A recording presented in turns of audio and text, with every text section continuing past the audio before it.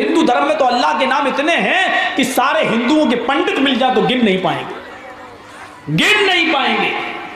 एक ही मंत्र में देखो अल्लाह का कितना नाम आ रहा। अस्मल्लाम इल्लल्ले मित्र वरोड़ो इल्लल्ले इल्लल्लाम इल्लल्ले मित्र वरोड़ो इल्लल्ले इल्लल्लाम मुहम्मद रसूल रब्बरस अस्मल्लाम इल्लल्ले मित्र वरोड़ो इल्लल्ले इल्लल्लाम।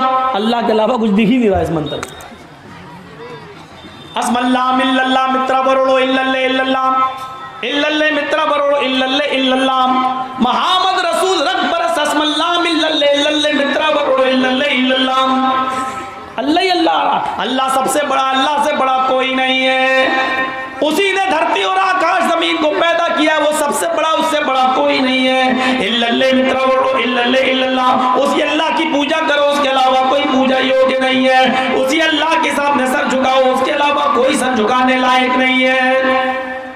मुहम्मद रसूल बरस मोहम्मद अल्लाह के सबसे बड़े रसूल होंगे। अस्मल्लाह इल्लल्ले मित्र इल्लल्ले इल्लल्लाह, इस पर अल्लाह का जितना भी शुक्र अदा करो कम है कि उसने मोहम्मद को रसूल बनाकर भेजा है।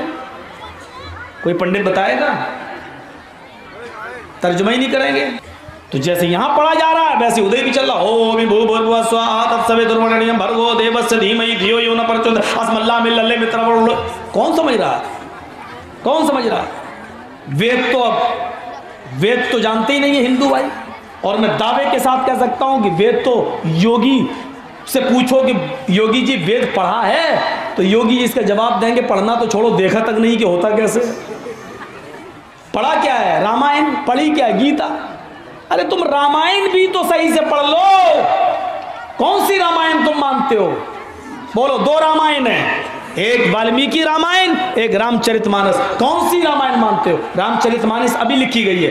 रामचरितमानस को तुलसीदास जी ने लिखा है और तुलसीदास जी ने बाबरी मस्जिद की सहन पर बैठकर रामचरितमानस को लिखा है।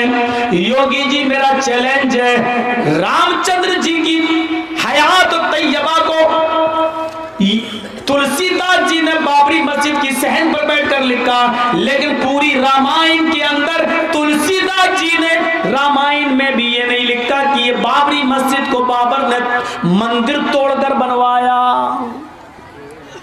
लिख सकते थे लेकिन वो नहीं लिख रहे और बाबरी मस्जिद की सहन पर बैठकर उन्होंने रामायण लिखी। कितना प्यार था उस जमाने में, मस्जिद की सहन पर बैठकर रामायण लिखी जा रही है और मुसलमान उनको रामायण लिखने की इजाजत दे रहे हैं। ये कितना प्यार था, कितना प्रेम था। आज तो दलित किसी ब्राह्मण के मंदिर में घुस के देख ले, ये हालत हो गई आज। मुसलमान क्या घुसेगा? मुसलमान क्या? मेरे भाइयों, आज नफरतों के बीज बो दिए गए हैं, घृणा और नफरत के बीज आज बो दिए गए हैं। आज भाई को भाई से जुदा किया जा रहा है। हिंदू और मुसलमानों के दरमियान जो प्रेम था, जो प्यार था, मेरे भाइयों आज उसको बांटने की कोशिश की जा रही है। हाँ, सच्चे हिंदू और सच्चे मुसलमानों से मैं गुजारिश करूंगा कि वो इनके बहकावे में ना आए।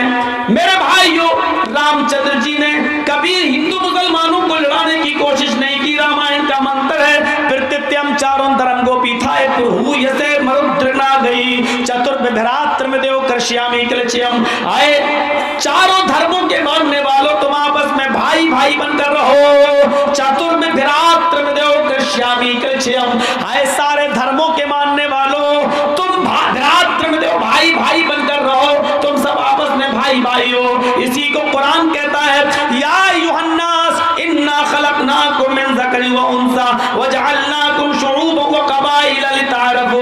है संपूर्ण जगत के इंसानों, मानव जाति, तुम सब आपस में भाई भाई हो। तुम एक ही बाप के और एक ही माँ के बेटे हो। तुम्हारा बाप एक है, तुम्हारी माँ एक है, तुम सब आपस में भाई भाई हो।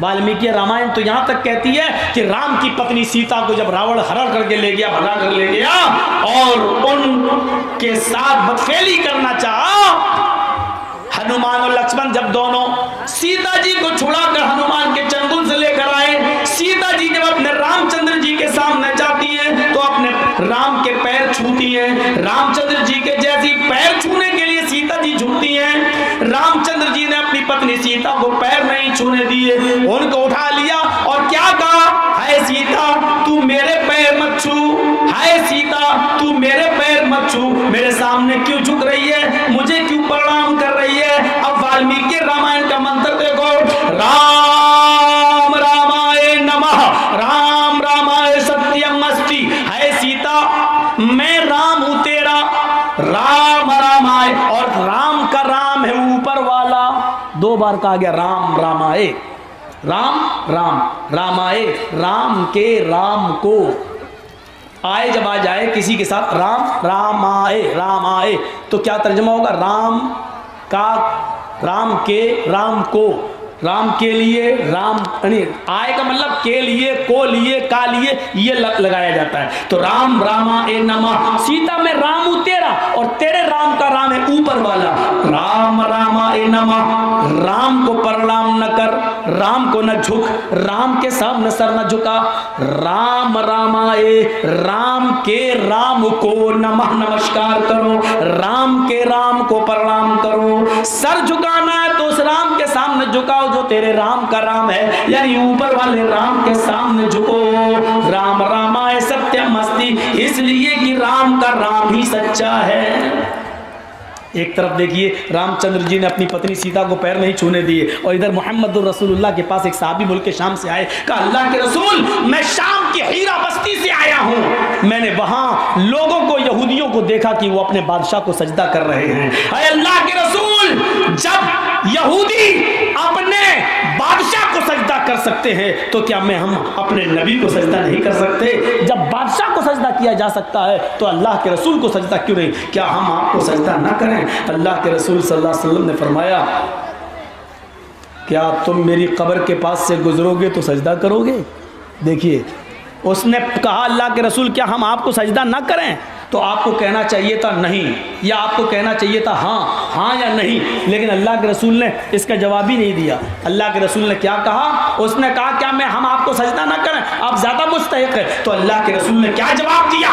क्या आप मेरी कब्र के पास से गुजरोगे तो सजदा करोगे? यानी अगर मेरा इंतकाल हो जाए और मैं कब्र में दफन कर दिया जाऊँ और कल तुम मेरी कब्र के पास से गुजरो तो क्या सजदा करोगे? कहा नहीं। तो आपने फरमाया ऐसा करना भी नहीं। सवाल ये है कि आपने इंतकाल के बाद के बारे में क्यों कहा? आपसे सवाल हो रहा जिंदगी के लिए, क्या मैं आपको सजदा न करूं? तो अल्लाह के रसूल ने कहा क्या मेरी कब्र के पास से गुजरोगे तो सजदा करोगे? ऐसा इसलिए कि अभी मैं जिंदा हूं, अपनी जिंदगी में तो सजदा करने नहीं दूंगा, अभी मैं रोक लूंगा। अगर तुम मुझे सजदा करोगे तो मैं रोक दूंगा, मैं मना कर दूंगा तुम्हें, लेकिन अगर मेरे इंतकाल के बाद मेरी कब्र पे सजदा किया तो मैं कैसे रोकने जाऊंगा? इसलिए क्या फरमाया कि मेरी कब्र के पास से गुजरोगे तो क्या सजदा करोगे? उसने कहा नहीं। तो अल्लाह के रसूल ने कहा फिर मुझे भी सजदा मत करो। और सजदा करना अगर अल्लाह के अलावा किसी को जायज़ होता तो मैं औरत को हुक्म देता कि वो अपने शौहर को सजदा करे। कितना बड़ा मकाम है शौहर का, कितना बड़ा। अल्लाह के बाद अगर सजदा किसी को जायज़ होता तो शौहर के लिए बीवी को हुक्म होता कि वो शौहर को सजदा करे। इतना बड़ा